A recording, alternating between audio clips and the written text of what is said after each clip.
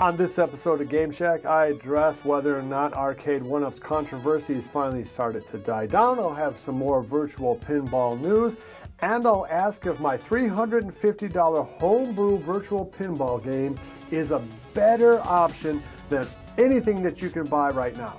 Coming up next. Hey everybody, it's JDV here for EvilGeniusEntertainment.com. Thanks for stopping by the Game Shack. Let's talk a little bit about the good news for Arcade1up, huh? Good news, it's a miracle, right? Some of the Marvel pinball games are finally starting to get in the hands of real, actual people who ordered them. I know, right? It's a miracle. No real reviews up. Bill over at Original Console Gamer is starting to put some gameplay up of the machine, and so far he's a tentative thumbs up. He told me not to cancel my pre-order for Star Wars because I'm still on the fence as to whether or not to buy it, and I'm going to kind of show you why in a little bit later in this episode. But the good news is that these units are finally starting to trickle out into pre-order buyers. I think he ordered his sometime in November. I ordered Star Wars in the second half of December, so which is actually good for me because it's giving me time to think about whether or not I want to have this thing and to see some other reviews of the unit out there. But hey, that is some good news. Those games are getting out. Some bad news about the Marvel pinball game is that Doug over at Cool Toys, who was really the only one that I saw that had a pre-production unit, a review unit at all. He had his review up, I want to say about 2 months ago. His unit's haptic feedback board, the thing that controls the solenoids and the plunger and maybe the accelerometer, that board died on his pre-production unit. And the news of that has kind of gotten people upset, and maybe rightfully so. It's a little interesting. I don't know when it burnt out. He didn't mention that in his video, and the video just went up yesterday. His video about modding an Arcade1up game is kind of similar to Kong's or Us video, and that is essentially sticking your homebrew pinball game that you make into the guts of this Arcade1up pinball system. Not everybody who's getting upset about this, the only thing I'm going to say is this, and that is, it is a pre-production unit, and that is a very important thing to keep in mind. Now, it looks identical to the units that are coming out now, but we don't know what exactly happened in the last two and a half months between Arcade1up saying we're going to deliver these things in December to, well, you're going to be getting them in March and late February. So hopefully there was something that they did in there other than just trying to make people go crazy. So maybe there was an issue with these boards and they had to replace the boards. Maybe there was some kind of snafu. It would go a great way to explain what is happening if maybe that was it. But I'd also say this, Doug modified that pre-production unit by putting in a larger screen just to see if it could be done. Until these real production units are in the hands of real people for some length of time, at least 2 weeks, a month, we really won't know the longevity of these games. So it will be interesting to see both the longevity of the machine that is unhacked, a production model, and when things do start to go wrong, how will Arcade1up react? Other Arcade1up news, if you were interested in Mortal Kombat Legacy, as I record this episode, it was available for pre-order again. By the time this hits tonight, I don't know if it will still be for pre-order. I guess we can comment down below on that. Obviously, a lot of controversy about the mass email that went out talking about, hey, we have this game available. And then by the time most people got over there, it wasn't available. Then it became available again 24 hours later, only to immediately sell out again. Well, not immediately. It was up for 2 or 3 hours, I think. And now, a few days later, up again for the third time. I don't know what's going on. I don't know about why you would send out a mass email when you only had 200 or 300 units available, and that's according to P-Dubs. He said that there was only that many units available in country when they sent out that first mass email. I don't know if that's trying to artificially get interest in the unit or not, and I don't understand why you would need 3 separate pre-order stages in less than a week's time. A little bit other news, Toy Shop kind of clarified something, and that is that the version 1 PCB boards in their Haunted House pinball game, the replacements for those are expected to be mailed out this month in March. So in the next 30 days, if you are an owner of one of those version 1 or even 2 games and you ask for a replacement board, you should be getting those in the next 30 days. Some bad news though is they're saying that those games, they don't expect them to hit stores until April or May.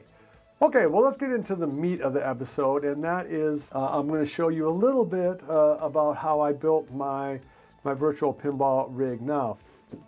All right, so when they're talking about modding, when Kong or Doug are talking about modding their A1up games, really what they're talking about is putting the Zen/Steam Studios pinball system from a PC and running the controllers and using the monitors that come with the A1up game, and just using essentially the shell of the Arcade1up pinball game to house their build. And I essentially already have this thing built up. Now you'll see, of course, that it does not have a box to it. It's just sitting on a table that I'm using some of the pinball legs actually from my real pinball game that I got from QVC. Check out a video over here about that, because I had 2 units that I kind of combined into one playfield, and I had 4 legs left over, and it's just sitting on a little piece of leftover wood that I have.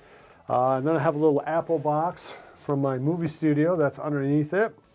I've got an old Dell 17-inch TV. This is an old Craig refurbished TV that I got from Ollie's for, God, I don't know, 80 bucks or something like that 4 or 5 years ago.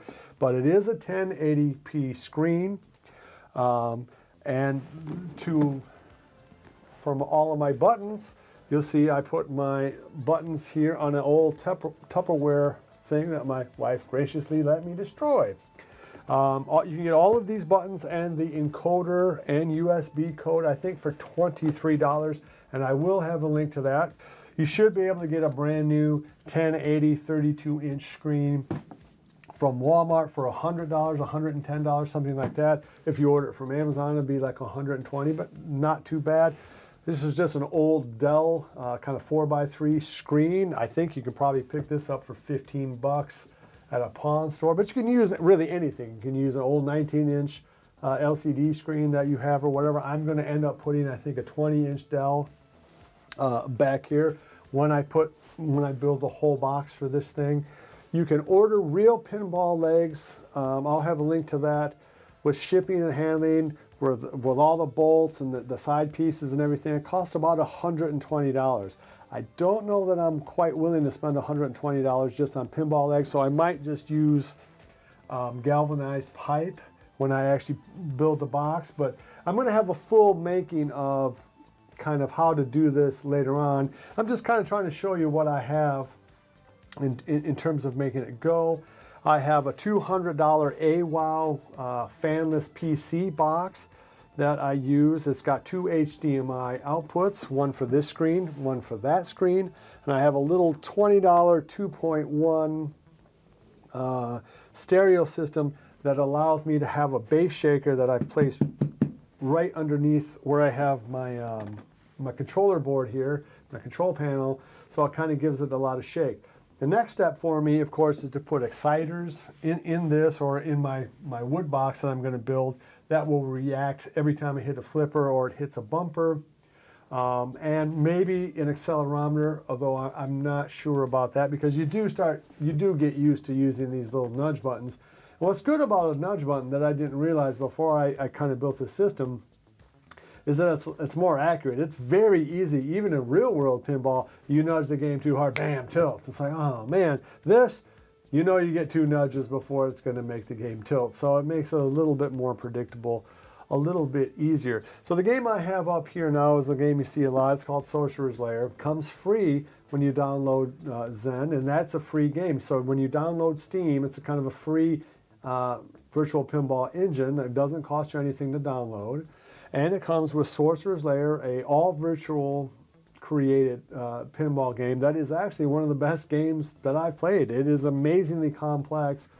and intricate for being A, a free game, and B, kind of a game that's aimed at kids, or at least there's a kid theme to it. But because of its kid friendliness, you can have your kids play it if you have younger kids that you want to try to get into pinball. It also comes with Fishtails, a real world Bally Williams pinball game. So if you want to play a real world pinball game, you can do that, and that game is free too. So you can get into this system, all right, for an old Tupperware drawer, a cardboard box, whatever. So I'm just going to call that free. This is about $23 for the buttons, encoder cord, and the USB cord. The TV is about $100 to $120. That, I'm just going to say, you have got to have at least one monitor laying around, but maybe, you know, $15, $20 at a pawn store. The box I'm using to run the system is $200, $210. Links below. A mouse, a cord to go from the audio out into my 2.1 amplifier, which I think cost me $20. And I had a couple of speakers laying around. Now, you don't need to have the speakers. You could just use the speakers on the TV, but it just sounds a whole lot better with the speakers. So altogether, this whole thing cost me about $300. Well, it didn't cost me that much because I had all the monitors. It cost me the $200 for the box, the $20 for the receiver, $6 for that cord. Trying to think if I spent anything else. Not much. But you should be able to set up a system very similar to this for about $350. And what are some of the advantages? Well, one, you get a 32-inch screen. This is a much bigger screen than you will get in the Toy Shock, in the Well Played, or the Star Wars, Marvel, or Attack from Mars games from Arcade1up. This, you can have the screen be as big as you want, but a 32-inch screen to me is a nice, it's a nice size because it remains small enough to not completely dominate your room, but it's big enough to feel like it's real pinball. I really wonder, I don't have it yet obviously, I really do wonder if 24 inches is just going to be too small for a virtual pinball game. It remains to be seen, but to me, if you're going to build it, a 32-inch screen is a good sweet spot. So when you build it, you get to decide the screen, and because it's a TV, you get to change the sharpness, the contrast, the color temperature, you know, all the goodies, and bells and whistles that your TV will come with. You will have a remote control that allows you to adjust that. You cannot do that, at least in the Arcade1up games. I don't know about the AtGames pinball, how much control you have, if any, over the screen.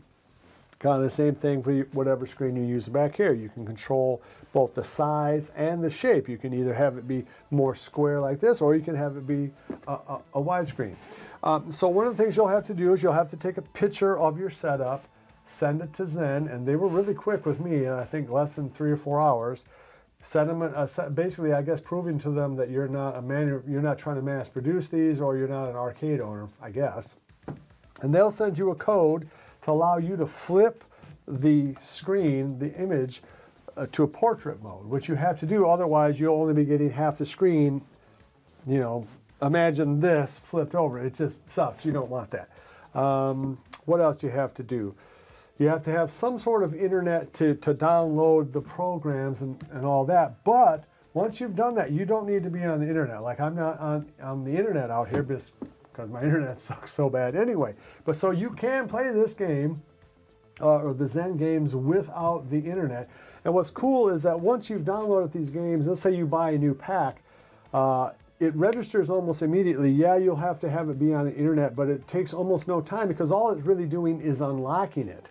And you can play trial games for free for, I think, 2 minutes for each game that lets you know whether or not you maybe want to buy the game or not. So there's a lot of built-in user friendliness. In terms of setting up the back box, it gives you an option in the menus for how to set up this back box. You can download essentially JPEGs, and I'll try to put a link to that down below. And then your DMD will be up there. I've had it be where the DMD took up the whole screen, so you can size that to how you want. I've just sized it to kind of fit in there with that picture. Really the hardest thing to do, I would say, is to get your flippers to work, okay? And what you'll need to do is download a program called Joy to Key. and it's a little bit clunky. It's an older program, but essentially what it is you have to do two things. One, you tell the program, you tell Joy to key, where's the root program that it's trying to hook up to. So there's a couple of different ways of doing that. There are some videos on it on YouTube. They're not great, but they are there. Again, I'll have a full tutorial on how to build this thing when I finally build the box for it, and trying to give you a complete product. But it's really not that bad. So you tell it what program you're going to use. In this case, it's Zen. You find the root file for Zen. You plug it in there, and then you'll go over to a screen where you just say, okay, so this, I want it to be my left shift, and left shift in Zen is the left flipper. And so you'll just go through and you'll map out each one of the buttons. All right, so for this little setup, all right, so this is the right flipper, and that's the right nudge. That is enter, which, you can pull that back to launch the ball. This is C to change the screen's aspect ratio. I'm not sure if you can see that. Yeah, you can see that a little bit. Just to change that, I always end up just being view 1 wide, just the most natural kind of thing. I've programmed this blue button to be escape, so that just take you out. And this is down, so you hit this little button. I think you see that there, and it'll just scroll down. And so between enter, changing the screen dimensions, escape, down, left and right, toggle, and bump, that takes you a lot of the way. Of course, you'll still have to sign into Windows 10 using your keyboard. You can get a USB wireless remote keyboard, or just because I'm too cheap to do that, I just have a little wired keyboard in, so you can use it to enter in your initials and all of that. Okay, so that was a quick look at my little homebrew DIY virtual pinball setup. Obviously, there are more complicated versions out there. Am I going to be canceling my Star Wars, knowing that there could be potential problems with the haptic feedback down the line, knowing that it only has 10 games, knowing that it probably will never have a la carte, like I'm not going to ever be able to buy more games for it, probably. Knowing that 24-inch screen is inferior in many ways at 720p, particularly to my 32-inch 1080p TV, am I still going to try to keep my Star Wars order? And I think probably yes. In one way, God, you want to mod this really slick $600 box? In some way, yeah, I do, because it is really slick looking. It is a branded cabinet. If you like this show and you like this channel, please give me a thumbs up. It really does help. Subscribe, that kind of good stuff. Love each other, and until next time, I'll see you guys in the Game Shack. Mwah!